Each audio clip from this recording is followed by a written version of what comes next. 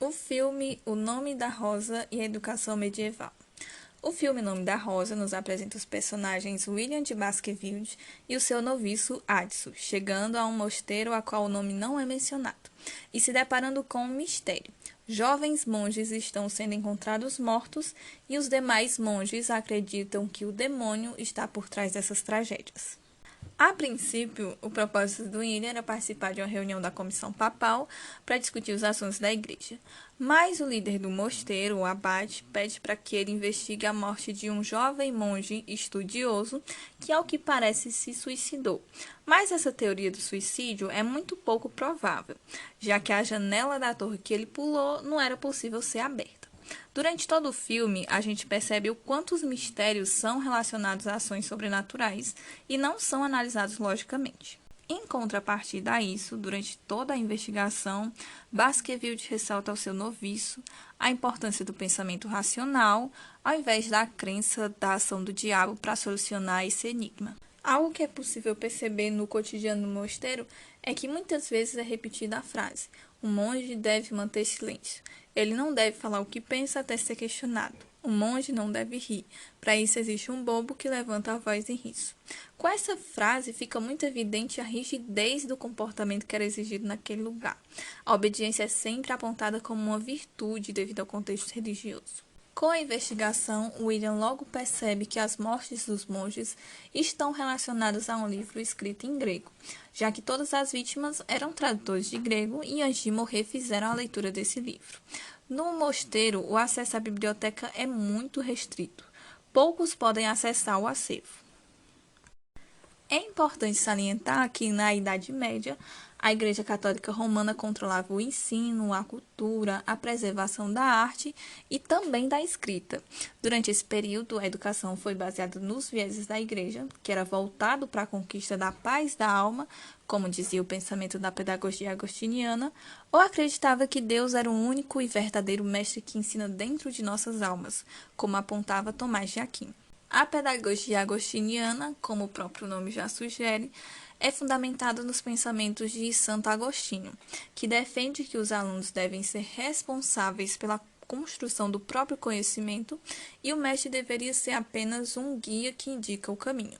Os conhecimentos que devem ser transmitidos são a leitura, a escrita, o cálculo, a gramática, a retórica, a dialética, geometria, filosofia e teologia. O pensamento filosófico de Santo Agostinho é baseado na fé e na ética cristã, e o principal objetivo da educação era encontrar a paz da alma. Tomás de Aquino foi outro importante nome desse período. Suas ideias eram inspiradas no pensamento aristotélico, o que não era visto com bons olhos pelos outros religiosos, porque as ideias de Aristóteles muitas vezes se opunham às crenças da igreja. Para Tomás de Aquino, Deus é visto como o único e verdadeiro mestre e apenas ele poderia ensinar. O professor, ele apenas colabora, mas a aprendizagem depende somente do aluno. Durante o filme, fica evidente que William de Baskerville seguia as ideias de Tomás de Aquino e se baseava em Aristóteles e nos filósofos gregos. Ele representa um pensamento mais racional e crítico, enquanto os demais monges representam um pensamento mais conservador da igreja, que rejeita a dúvida porque eles acham que a dúvida é inimiga da fé. Voltando a falar sobre o caso do suposto suicídio do jovem, William chega à solução do mistério. O bibliotecário do mosteiro gostava de belos rapazes e, em troca de carícias, ofereceu as instruções do paradeiro de um livro, escrito em grego, ao monge, que aceitou.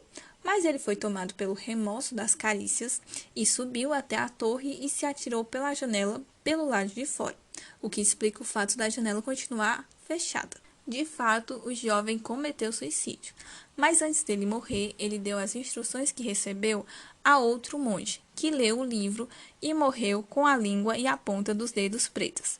O bibliotecário também fez a leitura desse livro e morreu nas mesmas circunstâncias. Todas essas mortes estão relacionadas à leitura de um livro proibido, que mata ou pela qual homens mataram, e por isso Baskerville pede o acesso à biblioteca, mas é negada pelo líder do mosteiro, que ao invés de acreditar na conclusão do mistério, ainda insiste que a causa das mortes são culpa do demônio e pede para que William pare de investigar e deixe que a Inquisição cuide do caso. Mas William não obedece à ordem, e depois de diversas tentativas frustradas de entrar na biblioteca, ele e Addison por fim conseguem, e se deparam com uma das maiores bibliotecas da cristandade, que está repleta de livros clássicos gregos com muito conhecimento, que por vezes eram contrários às ideias cristãs e eram considerados perigosos, porque, como afirma William, contém uma sabedoria diferente das nossas ideias, o que nos fariam pôr em dúvida a infalibilidade da palavra de Deus. Quando a Inquisição chega ao mosteiro, ela é representada pelo personagem Bernardo Guim, que logo de cara já flagra um monge fazendo um ritual, e junto com esse monge estava uma mulher. Ela é a única mulher que aparece durante o filme inteiro. Ela era uma prostituta e, em troca de comida, ela oferecia os seus serviços aos monges. Nesse período, a educação feminina é muito escassa. Nem mesmo as famílias nobres tinham interesse na educação da mulher medieval, menos ainda aquelas que viviam à margem da sociedade conseguiriam ter acesso ao conhecimento. Além disso, a mulher era vista como tendo uma natureza perversa, propensa ao pecado e à luxúria. Apesar da mulher não estar fazendo o ritual, mas sim o monge, a culpa recai sobre ela e Bernardo Guim logo a condena por bruxaria. O monge ele condena por heresia e, após torturar o monge, ele delata outro companheiro que também era herege. Ao todo, 3 pessoas são condenadas à fogueira, por bruxaria, heresia e pela morte dos monges. Tudo isso sendo justificado pela fé e pela crença que um poder maligno precisa ser aniquilado para que a paz volte ao mosteiro. William esteve certo durante toda a sua investigação. Todas as mortes não estão relacionadas a um poder maligno, mas sim a um livro que, ao final, William descobre que é o segundo livro da poesia de Aristóteles, que é totalmente voltado para a comédia, o que era abominado no mosteiro, principalmente pelo monge Jorge, que era contra o riso e por isso envenenou as páginas desse livro. A biblioteca do mosteiro é um grande acervo de grandes e únicas obras, como essa, que era a única cópia do livro de Aristóteles.